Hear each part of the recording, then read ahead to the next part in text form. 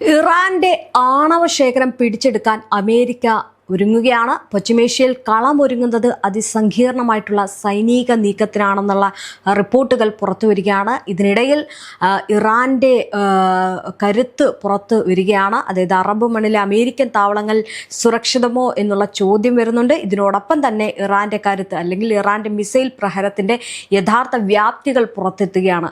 ആകെ മൊത്തത്തിൽ പ്രശ്നത്തിലേക്ക് പോവുകയാണ്. പശ്ചിമേഷ്യയെ വീണ്ടും ഭീതിപ്പെടുത്തിക്കൊണ്ട് അമേരിക്കയുടെ നീക്കങ്ങൾ നടക്കുകയാണ്. ഇപ്പോൾ ഇതാ ഇറാന്റെ പക്കലുള്ള സമ്പുഷ്ടീകരിച്ച യുറേനിയം നേരിട്ട് പിടിച്ചെടുക്കുന്നതിനായിട്ട് അപകടകരമായിട്ടുള്ള പദ്ധതിയുമായിട്ട് അമേരിക്കൻ പ്രതിരോധ മന്ത്രാലയം രംഗത്തെത്തുകയാണ്. ഇറാന്റെ ആണവശേഷിയെ പൂർണ്ണമായും ഇല്ലാതാക്കുക എന്ന ലക്ഷ്യത്തോടെയാണ് നീക്കം. എന്നാൽ നിലവിലെ സാഹചര്യത്തിൽ ലോകം കണ്ടിട്ടുള്ളതിൽ വെച്ച് ഏറ്റവും സങ്കീർണമായിട്ടുള്ള ഒരു സൈനിക നീക്കമായിരിക്കും ഇതെന്നാണ് പ്രതിരോധ വിദഗ്ധർ വിലയിരുത്തുന്നത്. പക്ഷേ ഇത് ഇറാനെ സംബന്ധിച്ചിടത്തോളം പുല്ലുപോലെ പോകുന്നൊരു കാര്യമാണ്. അതായത് ഇറാന്റെ യുറേനിയം ശേഖരം നിലവിൽ എവിടെയാണെന്ന് ഉറപ്പിക്കുക എന്നതാണ് അമേരിക്കയുടെ ആദ്യത്തെ വെല്ലുവിളി എന്ന് പറയുന്നത്. അതുപോലും അമേരിക്കയ്ക്ക് അറിയില്ല. പക്ഷേ നീക്കങ്ങൾ നടത്തുകയാണ്. നദാൻസ്, ഫൊറോ എന്നീ കേന്ദ്രങ്ങൾ പരിഗണനയിലുണ്ടെങ്കിലും കഴിഞ്ഞ വർഷത്തെ യുദ്ധത്തിന് തൊട്ടുമുമ്പ് ഇറാൻ തങ്ങളുടെ യുറേനിയം ശേഖരം ഇസ്ഫഹാൻ നിലയത്തിലേക്ക് മാറ്റിയെന്നാണ് രഹസ്യ അന്വേഷണ റിപ്പോർട്ടുകൾ സൂചിപ്പിക്കുന്നത്. പക്ഷെ അത് എത്രത്തോളം യാഥാർത്ഥ്യമാണ് എന്നുള്ളത് അറിയില്ല അമേരിക്കയ്ക്ക്. അതുകൊണ്ട് തന്നെ ആദ്യത്തെ ഒരു വെല്ലുവിളി എന്ന് പറയുന്നത് ഈ യുറേനിയം സമ്പുഷ്ടീകരണം എവിടെയാണ് എന്നുള്ളതാണ്. എന്തായാലും കഴിഞ്ഞ വർഷത്തെ യുദ്ധത്തിൽ ഈ പറയുന്നത് പോലെ ഇസ്ഫഹാൻ നിലയത്തിന്റെ 3 പ്രധാന പ്രവേശന കവാടങ്ങളും തകർന്നിരുന്നു. ഇത് മറികടക്കാൻ ഇറാൻ ഈ ഒരു കവാടങ്ങൾ മണ്ണും അവശിഷ്ടങ്ങളും ഉപയോഗിച്ച് അടച്ചിരിക്കുകയാണ്. സൈനികർക്ക് അകത്ത് കടക്കാൻ കവാടങ്ങൾ കുഴിക്കേണ്ടി വരും. ഇതിനായി പ്രത്യേക യന്ത്ര സാമഗ്രികളും കരാറുകാരെയും നിയോഗിക്കേണ്ടി വരും. ശത്രുപക്ഷത്തു നിന്നുള്ള കനത്ത വെടിവെപ്പിനിടയിൽ വേണം ഈ ഖനനം നടത്താൻ എന്നത് ദൗത്യത്തിന്റെ അപകട സാധ്യത വർദ്ധിപ്പിക്കുകയും ചെയ്യുന്നുണ്ട്. അതീവ സങ്കീർണമായിട്ടാണ് ആ കാര്യം നടക്കുന്നത്, ഇറാൻ ചെയ്തിരിക്കുന്നത്. എന്തായാലും വെടിനിർത്തൽ ചർച്ചകൾ അലസിപ്പിരിഞ്ഞിരിക്കുന്ന നിലവിലെ സാഹചര്യത്തിൽ ഇത്തരമൊരു നീക്കം ഇറാൻ റവല്യൂഷണറി ഗാർഡിനെ സംബന്ധിച്ചിടത്തോളം അമേരിക്കയെ തിരിച്ചടിക്കാൻ ലഭിക്കുന്ന ഏറ്റവും വലിയ അവസരമായിരിക്കുകയാണ്. ഇത് വലിയൊരു കെണിയാണെന്ന് സംശയിക്കേണ്ടിയിരിക്കുന്നു എന്നും മിഡിൽ ഈസ്റ്റിലെ ഇൻസ്റ്റിറ്റ്യൂട്ടിലെ വിദഗ്ധർ ജോൺസൺ കാമ്പൽ പ്രതികരിച്ചിട്ടുണ്ട്. പദ്ധതിയുമായിട്ട് US മുന്നോട്ട് പോയാൽ പശ്ചിമേഷ്യ വീണ്ടും കനത്ത പോരാട്ടത്തിലേക്ക് നീങ്ങിയേക്കുമെന്നാണ് ഭൗമരാഷ്ട്രീയ വിദഗ്ധരുടെ നിരീക്ഷണം. മാത്രമല്ല ഈ പറയുന്നത് പോലെ അതീവ സങ്കീർണമായിട്ട് അല്ലെങ്കിൽ നിർണായകമായിട്ടൊക്കെയാണ് ഈ പദ്ധതികൾ ഇറാനെ സംബന്ധിച്ചിടത്തോളം ഇറാൻ ചെയ്തിരിക്കുന്നത്. അങ്ങോട്ടേക്ക് അമേരിക്ക പോവുകയാണെങ്കിൽ അമേരിക്കയ്ക്ക് വെച്ചടി അങ്ങോട്ടേക്ക് നഷ്ടവും അതുപോലെ തന്നെ ജീവഹാനിയും വരാനുള്ള സാധ്യതകൾ ഏറെയാണ്. ഇത് ഇറാനെ സംബന്ധിച്ചിടത്തോളം അമേരിക്ക തന്നെ ഒരുക്കി കൊടുക്കുന്ന ഒരു അവസരമാണ്. ആ അവസരത്തിൽ ഇറാൻ നല്ല രീതിയിൽ തന്നെ തിരിച്ചടിക്കുമെന്നതിൽ സംശയമില്ല. എന്തായാലും പേർഷ്യൻ ഗൾഫിലെ അമേരിക്കൻ സൈനിക താവളങ്ങൾ ലോകത്തിലെ ഏറ്റവും ശക്തമായിട്ടുള്ള പ്രതിരോധ വലയങ്ങളിൽ ഒന്നായിട്ട് കണക്കാക്കപ്പെടുന്നുണ്ട്. അത്യാധുനിക റഡാർ സംവിധാനങ്ങൾ, മിസൈൽ പ്രതിരോധ ശൃംഖലകൾ, യുദ്ധവിമാനങ്ങൾ, നാവികസേന സാന്നിധ്യം എല്ലാം ചേർന്നാണ് ഈ മേഖലയിൽ അമേരിക്ക തന്റെ ശക്തി പ്രകടിപ്പിച്ചിരിക്കുന്നത്. എന്നാൽ ഇപ്പോൾ പുറത്തു വരുന്ന റിപ്പോർട്ടുകൾ അവ പ്രതിച്ഛായയ്ക്ക് വെല്ലുവിളിയാകുകയാണ്. ഞാൻ നേരത്തെ പറഞ്ഞതുപോലെ തന്നെ ആദ്യം ഒരു റിപ്പോർട്ടിന്റെ കാര്യം പറഞ്ഞല്ലോ, ആ കാര്യമാണ് പറഞ്ഞു വരുന്നത്. അതായത് ഇറാന്റെ സമീപകാല ആക്രമണങ്ങൾ ആദ്യമായിട്ട് കരുതിയതിലും കൂടുതൽ നാശനഷ്ടം വരുത്തിയിരിക്കാമെന്നും യഥാർത്ഥ നഷ്ടത്തിന്റെ വ്യാപ്തി പൊതുജനങ്ങളിൽ നിന്ന് മറച്ചു വെച്ചിരിക്കാമെന്നും നിരവധി അമേരിക്കൻ ഉദ്യോഗസ്ഥരും സുരക്ഷാ വൃത്തങ്ങളുമായിട്ട് ബന്ധമുള്ളവരും പറയുന്നു എന്നാണ് റിപ്പോർട്ടുകൾ സൂചിപ്പിക്കുന്നത്. നമുക്കറിയാം, ഫെബ്രുവരി 28 ആരംഭിച്ച പുതിയ സംഘർഷ ഘട്ടത്തിന്റെ ശേഷം പേർഷ്യൻ ഗൾഫ് മേഖലയിലെ നിരവധി രാജ്യങ്ങളിലായിട്ട് അമേരിക്കൻ സൈനിക കേന്ദ്രങ്ങൾ ഇറാനിയൻ ആക്രമണങ്ങൾക്ക് വിധേയമായി.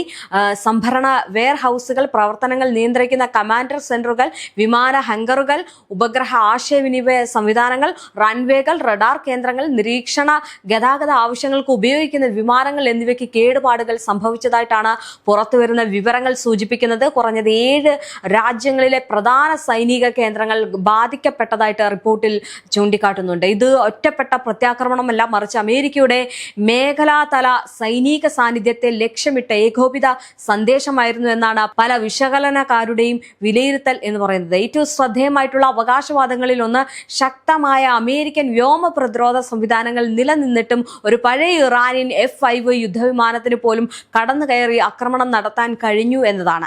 ഇത് ശരിവെക്കപ്പെടുകയാണെങ്കിൽ സാങ്കേതികമായിട്ട് പിന്നോക്കമെന്ന് കരുതപ്പെട്ട പ്ലാറ്റ്ഫോമുകൾ പോലും ശരിയായ തന്ത്രവും സമയവും ഉപയോഗിച്ച് ആധുനിക പ്രതിരോധ ശൃംഖലകളെ വെല്ലുവിളിക്കാമെന്ന സന്ദേശമാണ് നൽകുന്നത്. അമേരിക്കയുടെ മിസൈൽ പ്രതിരോധ സംവിധാനങ്ങളും വ്യോമ മുന്നറിയിപ്പ് സംവിധാനങ്ങളും എത്രത്തോളം ഫലപ്രദമാണ് എന്ന ചർച്ചയ്ക്കും ഇത് വഴിവെക്കും. എന്തായാലും ഈ സംഭവത്തിന്റെ കേന്ദ്ര പ്രദേശം നാശനഷ്ടം മാത്രമല്ല, വിവരങ്ങളുടെ അഭാവമാണ്.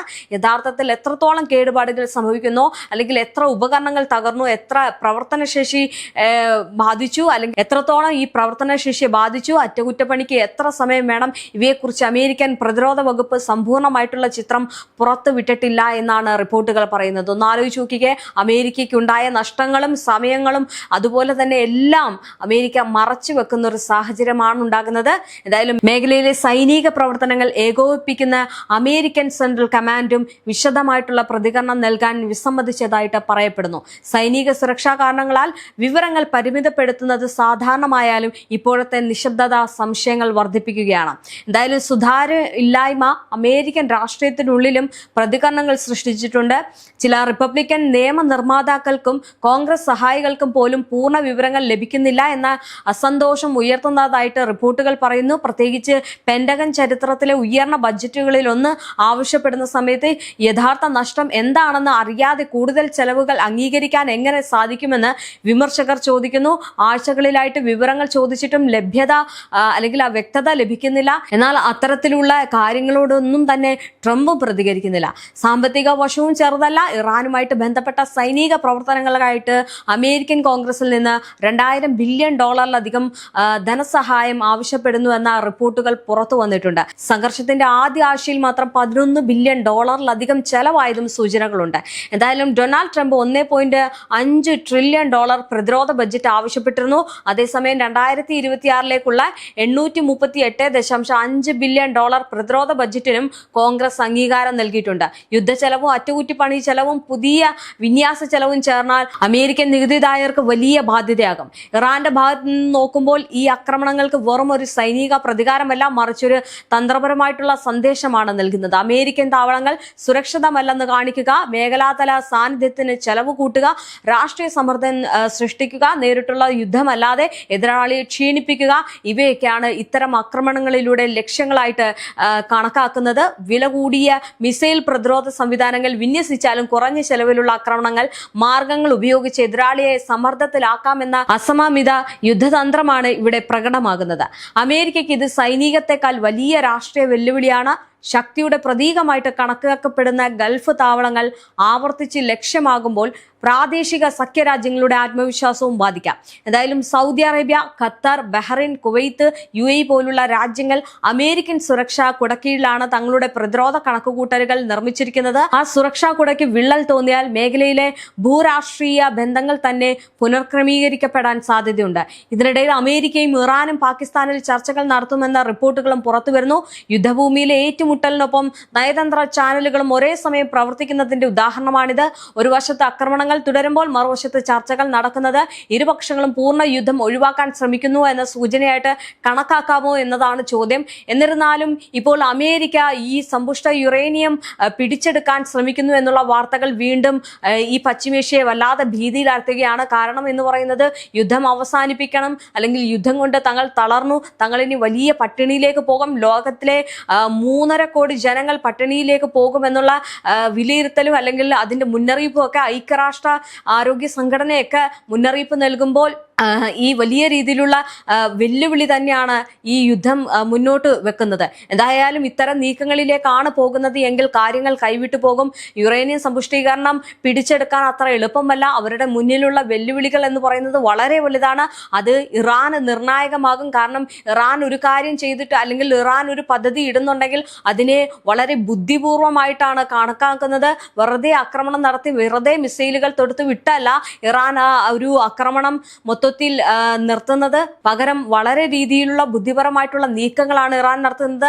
അതാണ് ഇപ്പോൾ നമ്മൾ കണ്ട ഹോർമുസ് കടലിടുക്ക് എന്ന് പറയുന്ന ഒരു സംഭവം. ഹോർമുസ് കടലിടുക്ക് വളരെ നിർണായകമാണ്. വളരെ ബുദ്ധിപൂർവമായിട്ടാണ് ഇറാൻ അതിനെ കണക്കാക്കിയത്. ഒന്ന് ആലോചിച്ച് നോക്കിക്കേ, 2 ആഴ്ചത്തേക്ക് വെടിനിർത്തൽ ഉണ്ടാകില്ല, ആ കരാർ തൽക്കാലം നീട്ടിക്കൊണ്ടു പോവുകയാണ്. പക്ഷെ യാതൊരു തരത്തിലുള്ള ആക്രമണങ്ങളോ അല്ലെങ്കിൽ യുദ്ധങ്ങളോ ഒന്നും തന്നെ നടക്കുന്നില്ലെങ്കിലും ഉപരോധം കൊണ്ട് വലിയ രീതിയിൽ തന്നെ ലോകരാജ്യങ്ങളെ പ്രതിസന്ധിയിലാക്കുകയാണ്. ഇത് അമേരിക്കയെ സംബന്ധിച്ചിടത്തോളം അമേരിക്കയ്ക്ക് വലിയ രീതിയിലുള്ള സമ്മർദ്ദം ആകുന്നുണ്ട്. കാരണം ഇതിനെല്ലാം കാരണമാകുന്നത് അമേരിക്കയാണല്ലോ. എന്തായാലും ഇങ്ങനെയാണ് കാര്യങ്ങൾ പോകുന്നത് എങ്കിൽ ഇറാന്റെ കയ്യിൽ നിന്ന് വലിയ രീതിയിലുള്ള ഒരു പ്രഹരം അമേരിക്ക ഇഴന്നു വാങ്ങിക്കും എന്നുള്ളതാണ് ഇതിൽ നിന്ന് മനസ്സിലാക്കാൻ സാധിക്കുന്നത്.